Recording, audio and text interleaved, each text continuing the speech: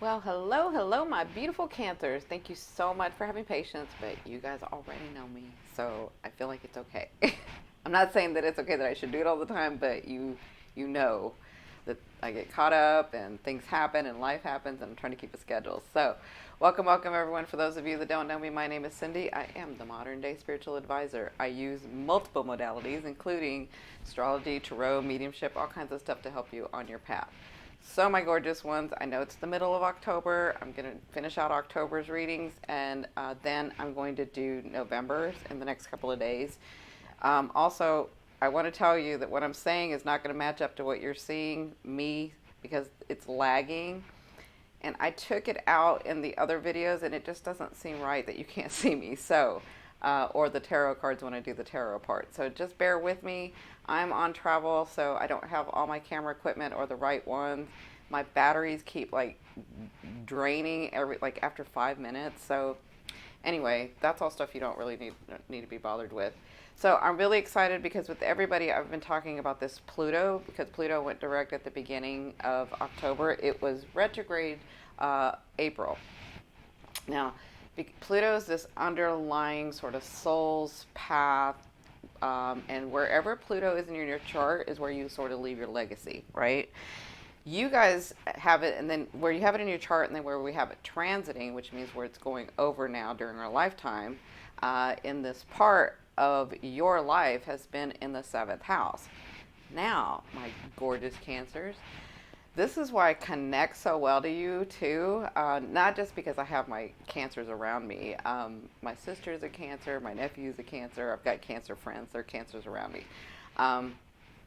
But because in my birth chart, Pluto, along with Uranus and Neptune and Jupiter, I've got like a stellium, is in my seventh house, which is in your where it's transiting in your house now. So for you guys, this has been going on since 2008, right? For me, it's a lifetime of this thing, of Pluto. So, so basically, I understand that seventh house Pluto. I know what we're working in.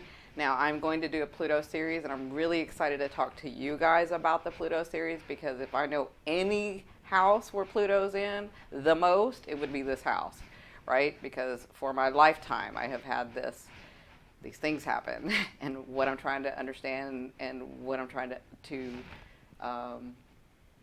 understand about myself, because that's basically what you're doing. Pluto teaches you that you can and are enough on your own. Now, of course, I had to come and do it hard, just like y'all are doing it hard these since 2008. Like I had to come and do it, and I had to put Pluto in a place where it's the mirroring house, where it is other people that mirror you, and you have these relationships and da da da da, right? So I'm only going to go a little bit into it here because it went direct. I kind of want to let you know sort of the underlying things of what's been going on, but it'll give you an indication of where you're headed to by 2023. Again, I'm going to do the Pluto series where I'm really excited to talk to you deep. We're going to go deep in there, okay? But for now, Pluto went direct at the beginning of October. Pluto in your seventh house teaches you, and I wrote it down because it was like flowing as I was like channeling this. So Pluto teaches you, like he's teaching everybody, and it depends on the house that it's transiting in that we're trying to learn this, right? So for you guys, Pluto is teaching you that you don't need another relationship, another marrying to be able to evolve or understand or grow yourself, right? Now, we have these relationships and we have these people that come in front of us to show us how to do this or show us, like I've said in this house, whenever somebody comes in front of you, what is it that they are, what is it that you're seeing in them that you're trying to understand? That's basically this house, right? And so throughout, from the time of 2008 till 2023, what you're learning is Pluto is teaching you that you can stand on your own, that you can evolve on your own, right? And you don't need relationships to be whole. You like relationships, you want relationships, but you don't need relationships to be whole. You can be whole on your own. This is what Pluto is trying to teach you guys. So it also teaches you that you can understand yourself without others or relationships. So you come to this place when, as Pluto's teaching you, that you understand yourself, that you begin to understand loving yourself without others. Not that you can't have others, just that you can do it on your own, right? And then it teaches you to differentiate between your boundaries and other people's boundaries. Your love, other people's love, the way you love, the way you want to be loved, right? Now, Pluto has taught me some lessons in this house, because there's a difference between needing someone in a relationship and wanting someone in a relationship. Does that make sense? And throughout my years, and I haven't talked a lot about this, but throughout my years, if I leaned too much on somebody and thought that it was what I needed, not what I wanted, but what I needed, Pluto comes in and takes it away. That Pluto will take that power away so you can take it back. Now, there's been some hard lessons in this. I've had a lot, and Pluto is death and rebirth. Does this happen to everybody? No, this is just my particular path. You guys, for some of you that don't know, a lot of you do know. I've had a husband that's crossed over. I've had a fiance that's crossed over. I had many, many people that have crossed over in my life. And this has a lot to do with Pluto for me. It's not the only thing aspecting. It doesn't mean that everybody that has the 7th house Pluto is going to have death all around them, but it was my lesson. These are my lessons, that I can do it on my own. I don't need another. It's nice to have another and want somebody and understand the bonding of that and the bigger relationship. But to lean on somebody and to need it, that's when Pluto comes in and like destroys everything, right? That makes sense? So I'll leave that alone. I know I can get deeper into it. I'm going to do it in the Pluto series, but I'm excited to talk to you guys about it. And I wanted to give you guys an understanding about where you're going with this, where you've been like since 2008 and where you're going with this. So it's been direct now. So probably when it went retrograde, you thought you had things under control about how you wanted a relationship, about who you wanted in your life, about how you were going to do this, and how you wanted to be loved and wanted to love. And then the retrograde came, and you were having to do some adjustments, right? And again, Pluto is not going to finish in this house until 2023 for you, so you still have some growth in it, okay? But now that it's direct, you've probably made some adjustments in your relationships, and it doesn't just have to be marriages or lovers. It can be business, it can be friends, it can be family. These are all things that you were sort of understanding again, or trying to figure out, amending, adjusting, reorganizing. That's retrogrades, right? So that's what's been going on with Pluto. It's now direct doing that. Then we have, hold on a second. Sorry about that. So then we have, today's the 14th. So then we have Venus that went retrograde. So Venus went retrograde for you guys in, hold on a second, sorry. So Venus has gone retrograde. Venus has been in this house of love affairs for you.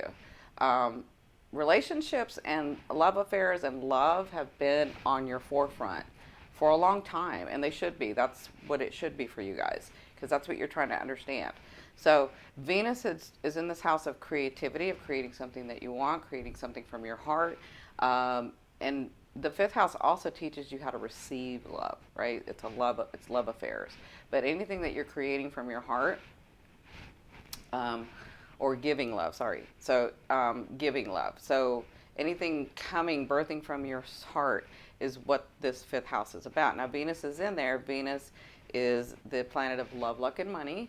And so with Venus retrograding here, you started to get an indication about 3 weeks ago when we were in shadow about what's going to be coming up for you, about, really putting your foot down about things, really setting your boundaries, really saying what you want, really looking at this stuff. You were starting to get this in shadow, and then we went retrograde at the beginning of October. So whatever these issues are for you, they're not going to clear up until December 17th. I won't say they won't completely, I won't say they won't clear up. But by December 17th, they should be completely cleared. So the way that you're able to express to somebody, maybe you're trying to go to the next level with somebody. Maybe you guys started a relationship, like a love affair, and you're going to move it into the relationship part of your seventh house, right?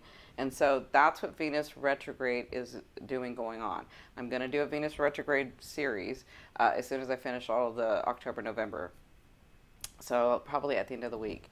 But so now that Venus is retrograde, and today Venus is talking closely with Mercury, if you look here. So it's a conjunct, which means they're speaking together, they're talking together. So Venus, and it's squared Mars. Okay, so there is something with from now until probably the end of the week where there, because that square is tension, there is now there could be something about the so where Mars is your shared resources, where Mars is other people's money. So if you're in a solid relationship, if maybe it's that your partner is, you guys are having to figure out how to do the shared resources. Maybe you really have to say what you want. Maybe you haven't said what you really wanted, but you've sort of indicated kind of sideways. You know how you do it, Cappy, Cancer. You know how you do it instead of being direct and saying what you want. But just be careful from today till the end of the week, because with Mars is about me, right? And Mars is that planet of war. Mars likes to just go in and say and do and then think about it later, right? And so with this square with Venus and Mercury, there's a message. So there's conversation, there's speaking, but there's also Mercury's the processor. So there's also understanding coming, right, with this message.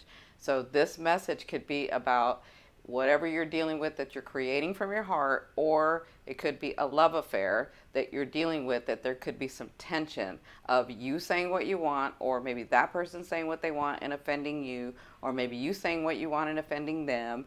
And so be very, very careful with this, because this is going to be going on within this next week, okay? So, but either way, there's a message to sort of clear out this Venus retrograde for you, this Venus about what you want, about how you want this. And maybe you don't want to take it to the next level.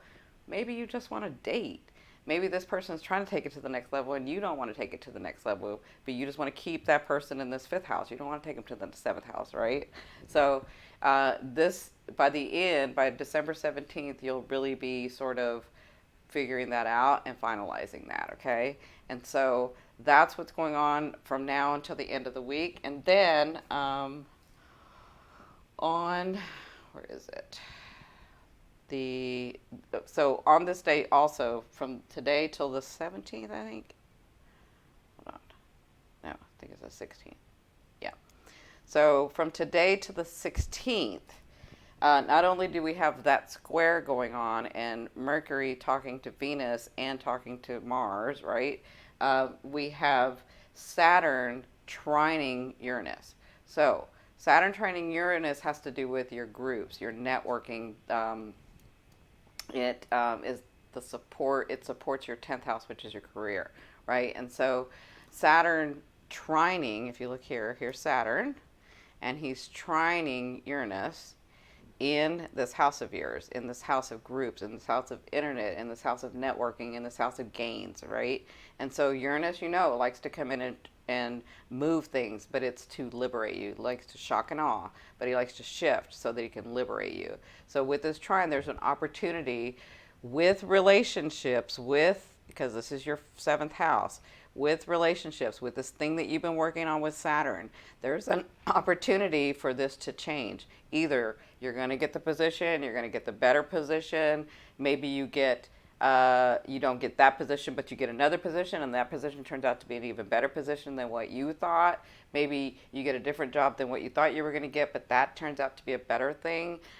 Whatever this is, if you've been working on, whatever you've been focused on with relationships, business or personal, with this Saturn, you have this opportunity in the next couple of days for something to change, right? It's an opportunity. This means the opportunity comes, you have a choice whether to take it or not. We always have a choice, okay? So that's going to be going on. And then the 16th through the 18th is when we have, I'll look at the 17th for you guys. So hold on. So during this time, so even though it starts on the 14th, by the 17th with Mars, this Mars here, by the 17th, when Mars is squaring uh, Mercury, so there's this conversation. It could be more than one thing, or maybe they come and say something, they irritate you, then they come back and say it again, or maybe you go say something to them. Like, this could be going on throughout the week, but looks like by Wednesday you have an opportunity. So by Wednesday on the 17th, this is when not only are these squaring, if you look, but it's trining Neptune. So Mercury's trining Neptune. Mars is about me, Neptune is about we, right? And so, with this conversation, or with this argument, or with this somebody taking it the wrong way, or you took it the wrong way, or whatever happens with this tension that goes on, you have an opportunity to grow in this. And this tells me this by Neptune trining Mercury. So remember, Mercury is not only the communicator, but he's also the processor. So he helps you process and understand, right? So in this, I'll give you an example. Say somebody comes to you and they're really abrupt, or they say it in the wrong way and you take offense to it and you're like, I don't even want to deal with that, like, right? And then maybe you go back later and you try to discuss it with them, and then they're offended, and then by Wednesday, with this Neptune there, you have the opportunity to say, you know what, after you cool down, you have the other opportunity to say, you know what, maybe this is not how they normally act. Maybe something's going on with them. So let me just take a breath. Let me see what's really going on. Or maybe they didn't mean it that way. They're not usually like that. Or maybe it's that they're like, well, maybe. So what it is you stepping into your higher self and seeing the bigger picture, right? So maybe you say, you know what, I don't know where that person's come from. I don't know what they're dealing with. And so maybe this is just the way that they communicate. Maybe this is just the way that they say things. They don't think it's offensive, but I thought it was offensive. Like, really stepping into that bigger picture, really stepping into your higher self has the potential for you to grow. But remember, always keep your boundaries. So if it really is a boundary, then keep it. And the way you can say this, and the way you can say this to yourself, and I used to say this when I would do the tarot, if you can say, is this going to matter in 6 months, and the answer is no, then that's really something that you can sort of say, okay. But if it's going to matter in 6 months to you, then that's a boundary that you must keep, okay? And so ask yourself that question: is this really going to affect me and bother me in 6 months? Is this really going to have an effect on me? Is this really going to matter in 6 months? If the answer is no, then maybe it's time to step into your higher self, see the bigger purpose, take it from the other point of view, and extend your hand, right? Be the bigger soul. But if the answer is, well, yeah, that's going to affect me, and no, I'm not going to let them do that, and then that's a boundary. Keep it, right? So just note that by Wednesday there could be some understanding. If you step into your higher self, if you kind of take the other perspective, if you take a different perspective, that could happen. And then on the 24th, so then on the 24th, we have this full moon in Taurus. So the full moon in Taurus is in this house again of your networking and your group. So there's something there for you guys this week and next week. So let's just say this week to the end of the month, there's something there that you're trying to figure out that's going to change for you, having to do with groups, internet, networking, something closely related to your career or your public life. Something is shifting. And when this full moon comes about, this is, you guys know full moons are about letting go of what no longer serves you. But it's also like shedding light into something that you hadn't been able to see, so it clears it out for you. So with this full moon being in Taurus, remember, Taurus is going to be asking, what do I need to let go of so that I can feel comfortable, right? What do I need to let go of or understand so that I can feel safe, so that I can feel comfortable, and so that I can feel happy? So that's kind of what this full moon's about for you guys, but it's in an area where it's, either like if you have groups on the internet or you're just regular groups in life, or your work, your having to do with your career, but it is the house of gains. So when Uranus comes and is shifting stuff, and the moon has you see something, because the full moon is about letting go what no longer serves you. When you do let go, something can come in, right? So we have fate and destiny coming in. So I can see where some of you get something through this because it's the house of gains. Okay, does this make sense? All right, so that's going to be going on the 24th. Then on the 29th, 30th, 31, depending on where you live in the world. So we'll say 30th. So 28, 29, 30, 31, kind of depends on where you live in the world. So for 2 days, you're going to have this grand trine. Okay, and this is in your sign Cancer, so you're going to feel it. You're going to feel the effects of this. So all water signs, Pisces, Scorpio, and Cancer. So you're going to have the moon in your sign trining Mercury and this Jupiter, and trining Chiron, right? So Chiron is in this house right now of your understanding, or foreign travel, or foreign people, or higher education. Could be the law, like it could be something like that. So there's this Chiron. If you haven't seen my Chiron video, I'll attach it down below. Chiron has to do with old wounds, like that place where you're like, no matter what I do, no matter how many times I do this, I always end up getting shafted, or something always freaking happens to me. That's Chiron. You have to work through your Chiron.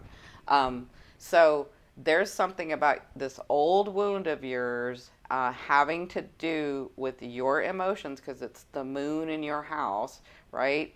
And this Jupiter that's in your house of love affairs and creativity, right? And it could have to do with your children too. So there's something where there's a message coming, or there's some growth coming, or because Jupiter's there too. So Jupiter could be gifting you, because Jupiter is now going to be, if y'all look, it's at 28 degrees. Mercury's at 29 degrees. So maybe there's a message coming with the present to help you feel better, because with this grand trine, a grand trine, you guys know, to me, is a divinely guided gift, right? But because it's in the water, it's a water grand trine, this gift is to help you feel fulfilled. So this gift is to help you feel fulfilled, or help you feel happy, or help you feel better, right? So look for a message, or maybe it's a gift of some sort, or maybe it's that you started a company, you've been working really hard at it, and all of a sudden you get this great client, or you get this loan, or you get something. Like there's this gift coming to help you feel better. And that's how the month is going to end for you guys. So again, I apologize that what I'm saying is not matching up to what you're seeing on the camera. So I've already shuffled the cards, but I'll shuffle them again. So, but when I put them up, it may not be what I'm saying. So just bear with me. And the lighting's all wrong, but we got this. We got this. Okay. So I'm just going to pull a couple of cards. And then I'm going to be getting out November's in the next couple of days. Or I'll do a little bit more extensive one. So let's look at how you're going to end the month. Let's see where you're at right now. I'm just cutting the cards.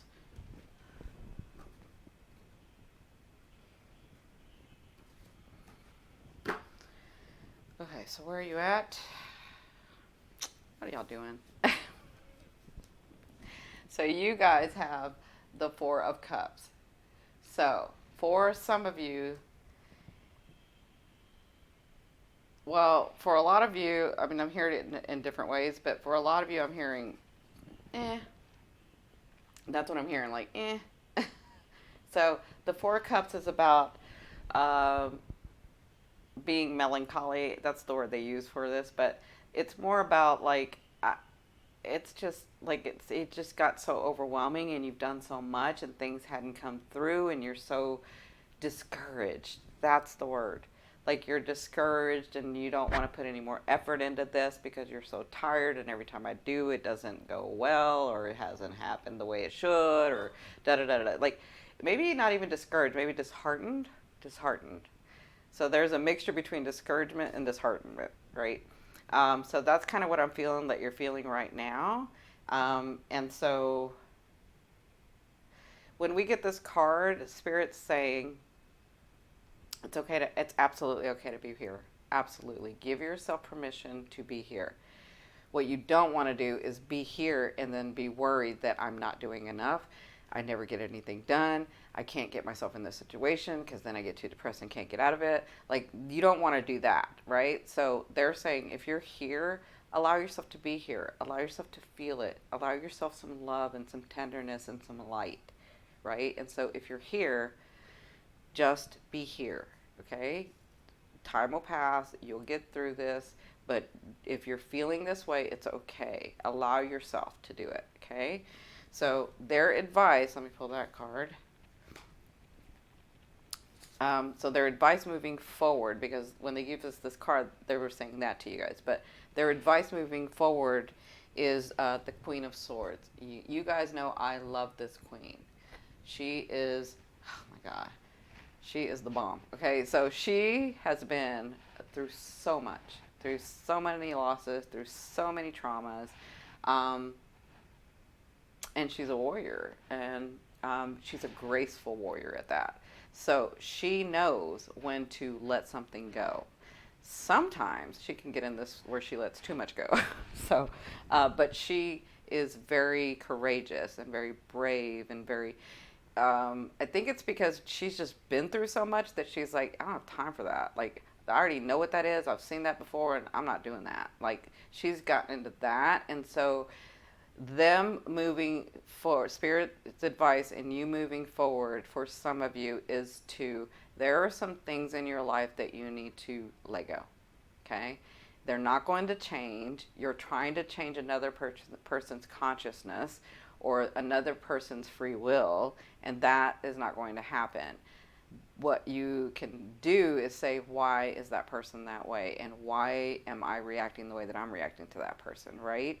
And so that's part of it. That's part of what they're saying. That's part of their advice moving forward, is that it's time to let go. And it's time to cut that sword, right? Cut it off. Because you've been through so much and so much loss and so much trauma. And Spirit's saying you don't have to carry this. You don't have to carry this. The Queen of Swords doesn't carry it. It will always be in her or him, because it's not about gender. It'll always be in her or in him, but they don't carry that with them. They take from their resources, right? And so she does. So by that I mean she's not, he or she, the queen is not always thinking about what somebody did, how it was unfair, why do people act the way they do, oh my God, da da da da da. Like, she doesn't do that. She cuts her losses, gets through it, understands it, moves forward, right? And that's what they're asking you to do in these situations. Now, for others of you, this is about this person coming in. I do see this person coming back for you guys. Of course, we know we're in retrograde, Venus retrograde. You are dealing with that 7th house, remember. And you are dealing with that 5th house of love affairs. So you do have, some of you have somebody coming back. Doesn't mean that they've come back to stay. What it means when a person comes back in retrograde, especially Venus retrograde, Venus and Mercury retrogrades. When a person comes back into retrograde, it's a chance or an opportunity for you to finish out that phase with them. Finish it up, get some closure, or either that, or the person's changed, or the person's grown and you've grown, and you both decide to go to the next level together. Not one deciding and the other one's attaching and then trying to get away. It's both of you deciding. That's what happens during this retrograde. Amending, organizing, reorganizing, adjusting, figuring it out. That's what that means. Okay, so some of you are going to be dealing with this Queen of Swords, which is an air sign. To me, it doesn't necessarily mean they're like Aquarius or Gemini, or it just means they have those qualities, right? It would mean an Aquarius, a Gemini, or Libra. Not that it doesn't mean it's not that. It just is not. Doesn't mean those are the only ones. For me, if it was a king, it would mean that. Because it's a queen, it means they have those qualities. They have those qualities of being able to be disconnected, or letting go really easy, or moving really fast, or those kind of characters. Okay, so you'll be dealing with that person.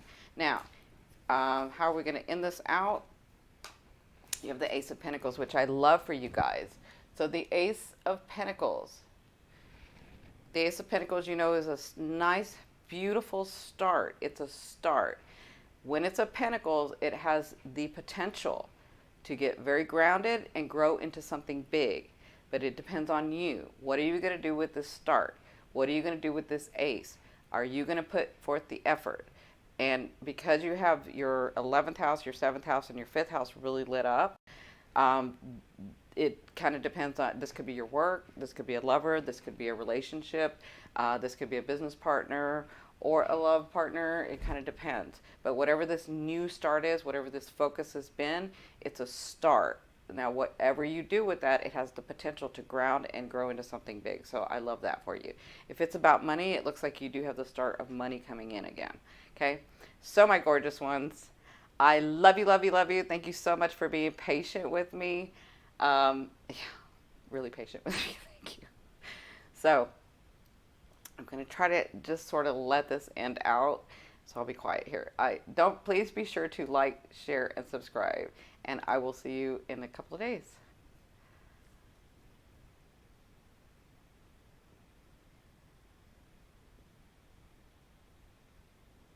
Bye.